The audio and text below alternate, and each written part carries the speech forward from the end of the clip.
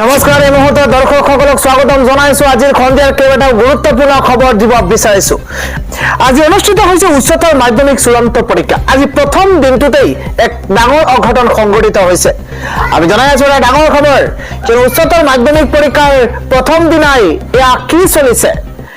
শিক্ষক সমাজক লজ্জানত কৰা এটা ডাঙৰ ঘটনা সংঘটিত হৈছে এখন অসম মুলুকতে, কিয়নো আজি উচ্চতৰ মাধ্যমিকৰ চূড়ান্ত পৰীক্ষাৰ মাজতেই শিক্ষকৰ এনে কাণ্ড এতিয়া জোকাৰি কৰিছে সমগ্ৰ ৰাজ্য দেশ। উচ্চতৰ মাধ্যমিক চূড়ান্ত পৰীক্ষাৰ প্ৰথম দিনটোতে অথন্তৰ সংঘটিত হৈছে। ছাত্ৰক নকল যোগান ধৰি আটক হৈছে ব্যক্তিগত শিক্ষানুষ্ঠানৰ শিক্ষক। পৰীক্ষা কেন্দ্ৰৰ বাউণ্ডাৰী ৱাল পাৰ হৈ যোগান ধৰিছিল নকল, আৰু তাৰ পিছতে গ্ৰেপ্তাৰ হৈছে 3 গৰাকীকৈ শিক্ষক। সুৰক্ষাত থকা শিক্ষক আৰু আৰক্ষীয়ে আটক কৰিছে 3 গৰাকীকৈ শিক্ষকক। আটক শিক্ষক জিয়াউল ইছলাম আৰু ইজাজুল ইছলামৰ লগতে আন এজন যুৱকো আটক কৰিছে আৰক্ষীয়ে। এটা ডাঙৰ খবৰ জনোৱাৰ চেষ্টা কৰিছো। ঘটনাৰ লগতে আন এজন শিক্ষক থকাৰ কথাও স্বীকাৰ কৰিছে।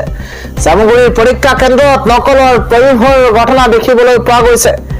আমি সেই মুখখন চিনাকি কৰাই দিব বিচাৰিছো। আপোনালোকে চাওক, নকল যোগান ধৰি আটক কৰিছে ব্যক্তিগত শিক্ষানুষ্ঠানৰ শিক্ষক।